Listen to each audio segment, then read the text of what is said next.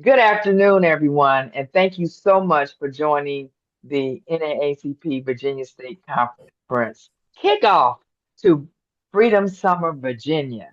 I'm going to turn this over to our president, Cozy Bailey, to bring remarks and greetings. Thank you, Gayleen, and welcome all again to this kickoff for this highly important initiative that we are embarking on this summer called Freedom Summer Virginia. I won't go into great detail because we have an array of panelists who are going to talk about the need to move forward in the fighting the issues that are so important to all of us.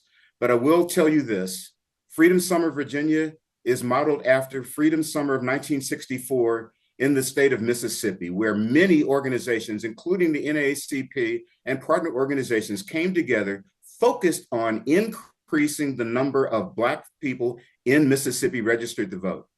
We have some increases that we need to make in the Commonwealth of Virginia this year as we move forward during the summer, preparing for our midterm elections.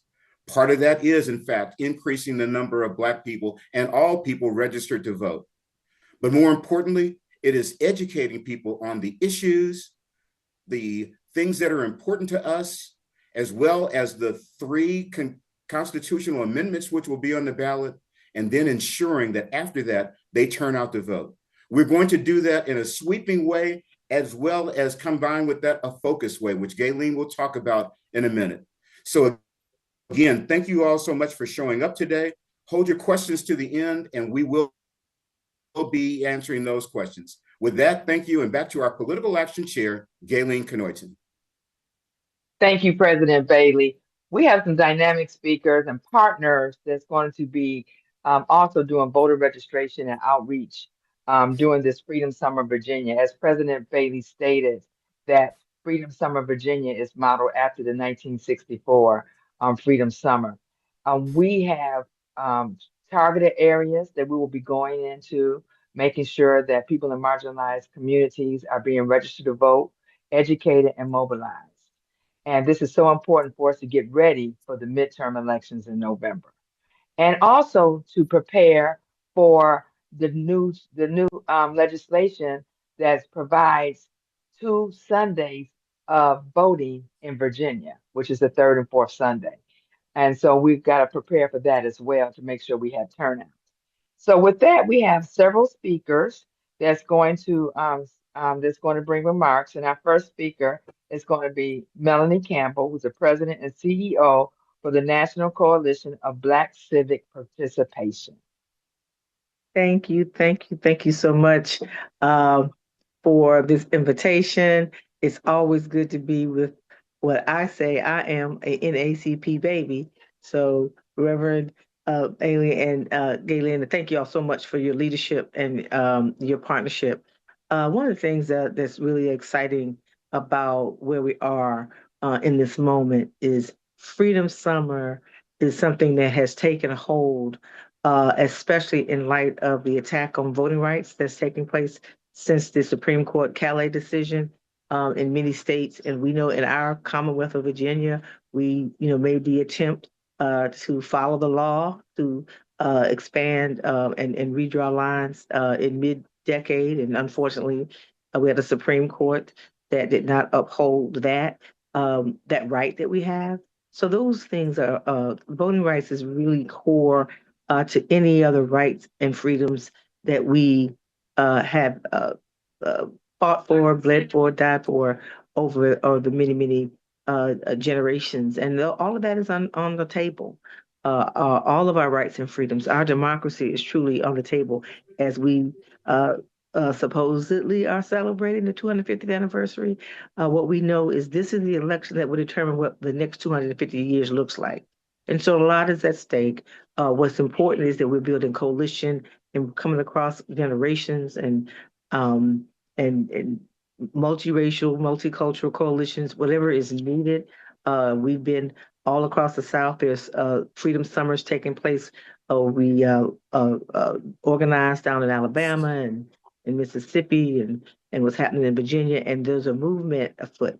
And as folks continue to try to push us back and take us backwards as a nation, I am cautiously optimistic that the people will rise and are rising, and this and Commonwealth Virginia will not be left behind in that effort. Thanks to you all work and us working together in coalition and collaboration, we will win.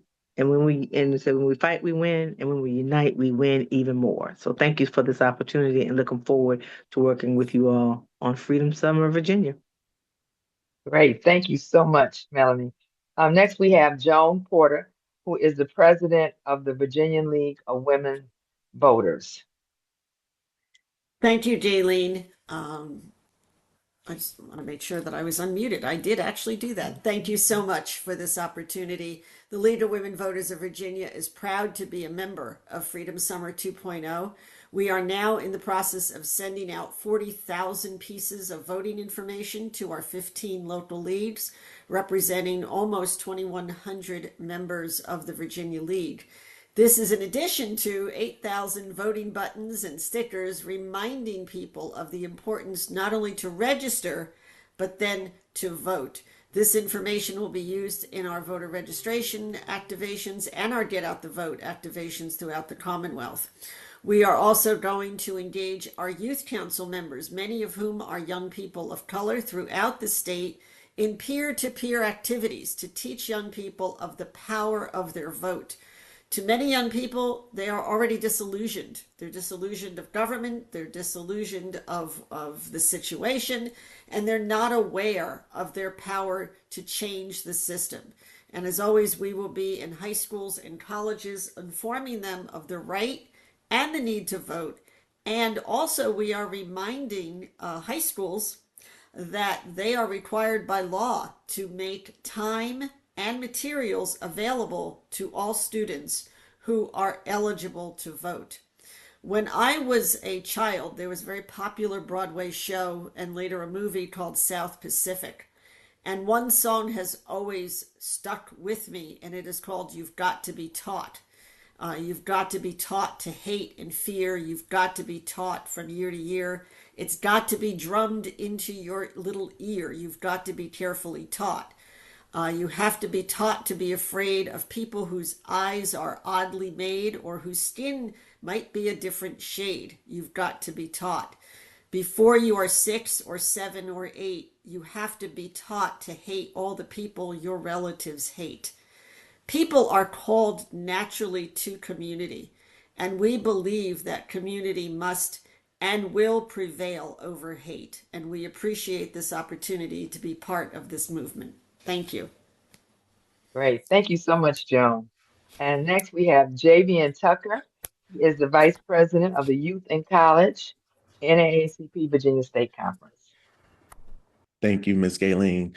Good afternoon, everyone. As stated, I am Javion Tucker. I proudly serve as the Virginia State Conference Youth and College Division's first vice president. And first, I would like to thank Chairwoman Gayleen for making space for the Youth and College Division to have a voice in this initiative.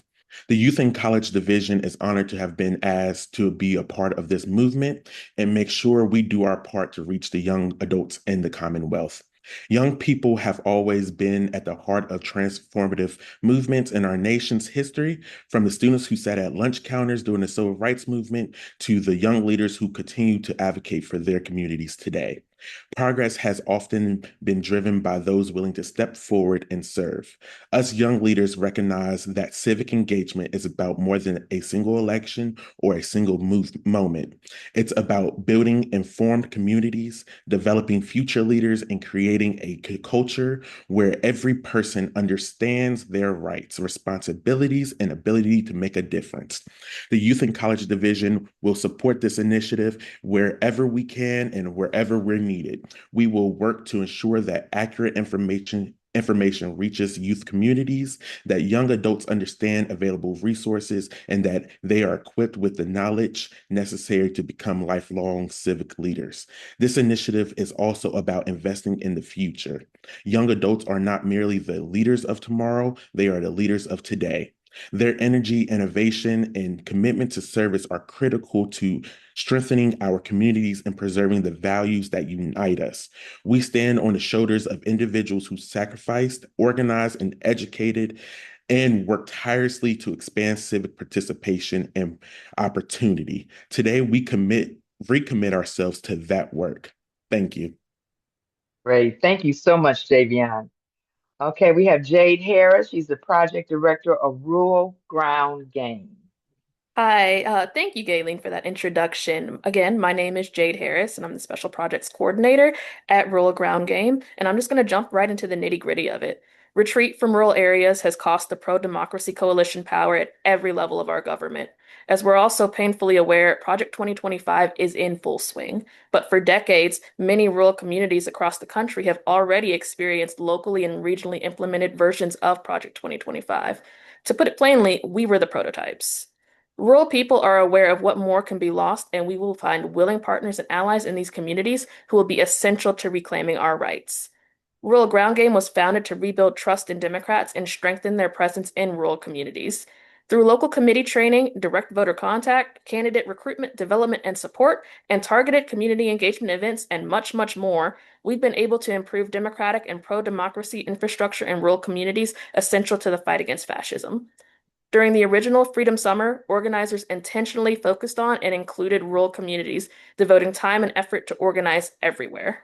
We're grateful to be a part of the work honoring that legacy by bringing small town and rural communities together for events, voter registration drives, and mobilization to get out the vote for leaders who will fight to restore and strengthen our voting rights. And speaking of events, I just wanted to throw this one on y'all's radar. We're hosting a town hall in Goochland next week with Senator Lucas. While this event concerns data centers, it is also about ensuring the voices of the people are heard above those of the billionaires bankrolling MAGA and their agenda. I'll be dropping that link in the chat shortly. We'll also be hosting a series of similar events throughout the summer and fall to register voters and share materials and calls to action from Freedom Summer partners in often neglected parts of Virginia. Thank you, NAACP, for leading the launch of a much needed new Freedom Summer. We're glad to stand alongside you for the midterm and for the long term. Great. Thank you so much, Jade. That's great to hear. Next, we have Dr. Wes Bellamy. He is the national board member of the 100 Black Men Incorporated, and he's also a Virginia resident. Dr. Bellamy? Hey, good morning, everybody. Well, first and foremost, I'm super excited to see so many people on this call who are putting in the work. And then lastly, whenever Gayleen or Reverend Bailey call, you better answer the phone and do what's necessary, or otherwise you might get kicked out the state of Virginia. So I'm super glad that y'all allow me some time to be able to say a couple words.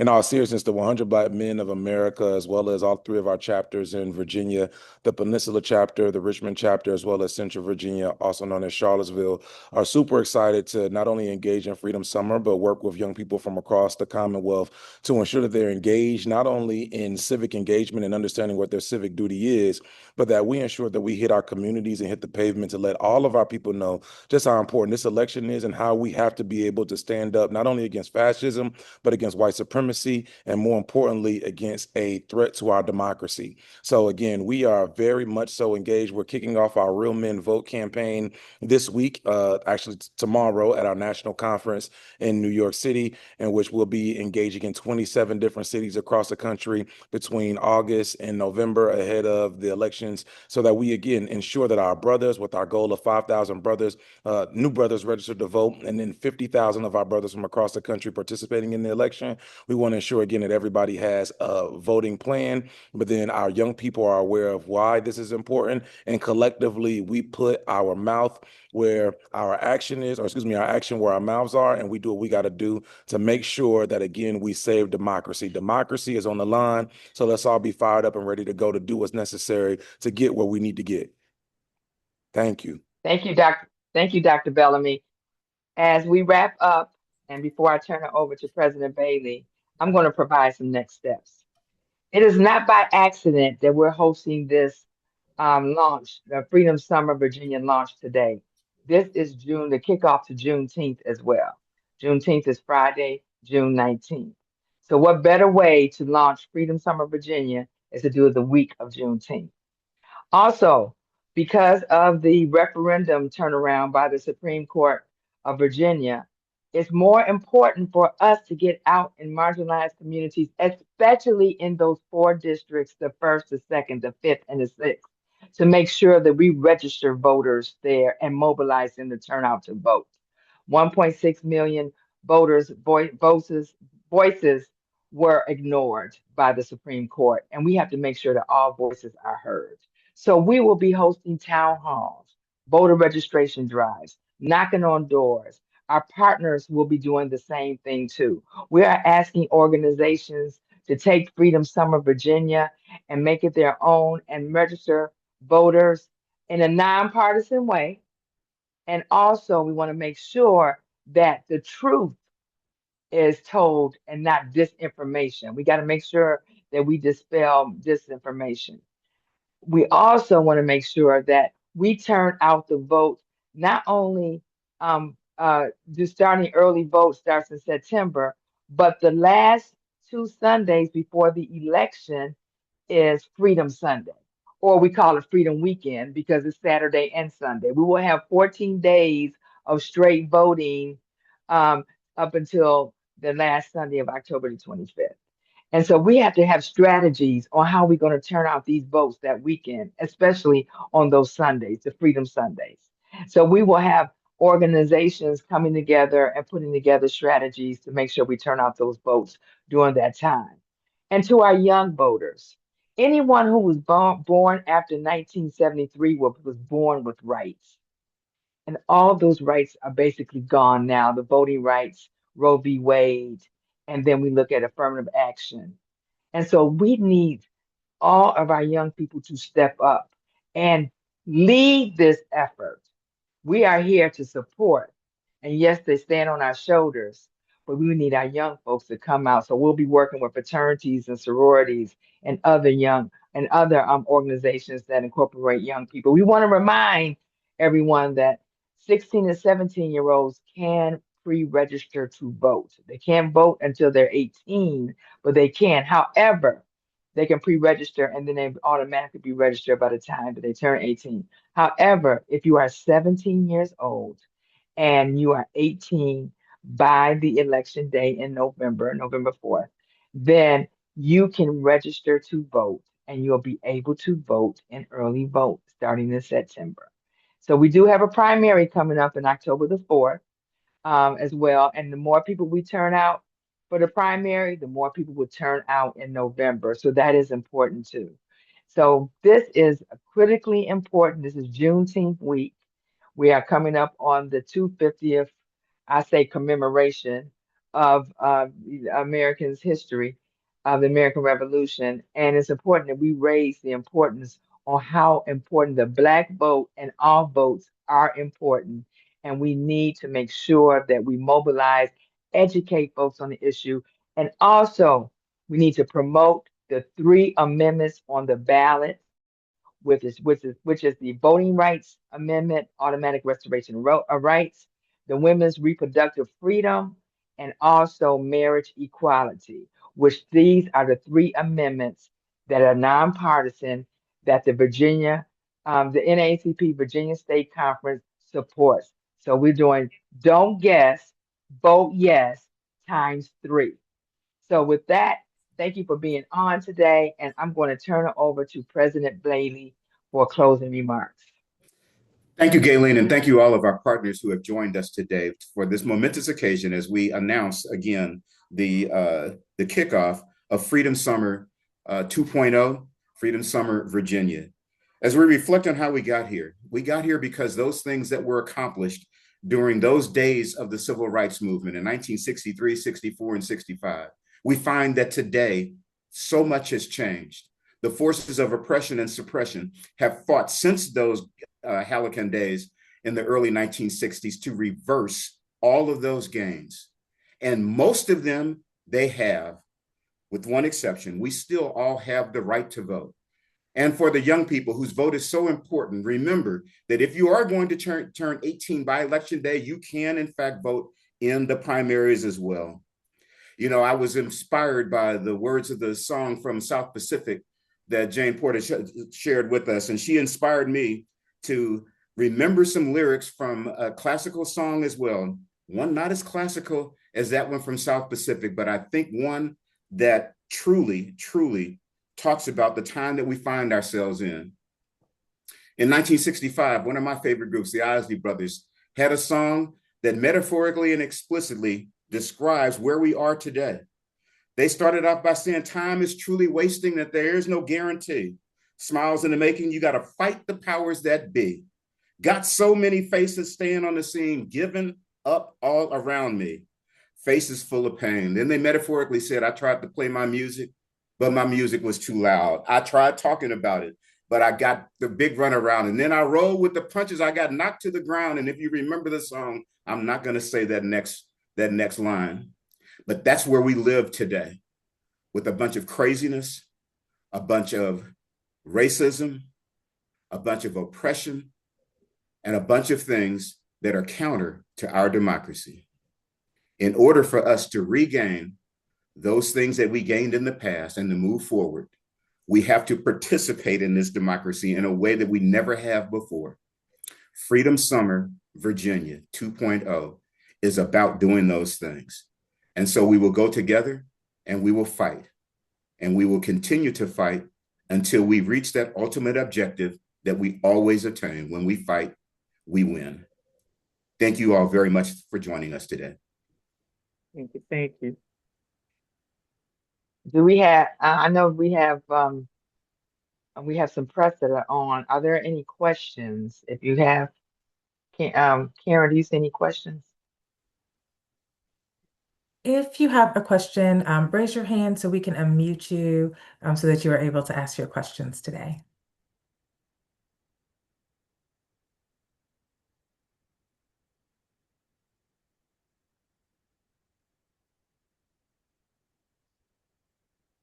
Okay.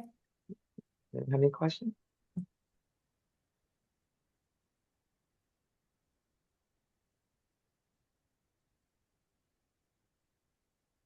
So don't see any questions, but we will share the press conference recording and our press release following the conclusion of today's press conference.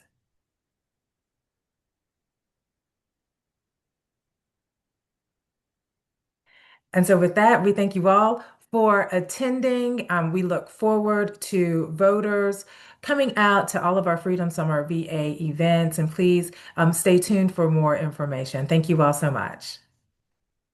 Thank you all.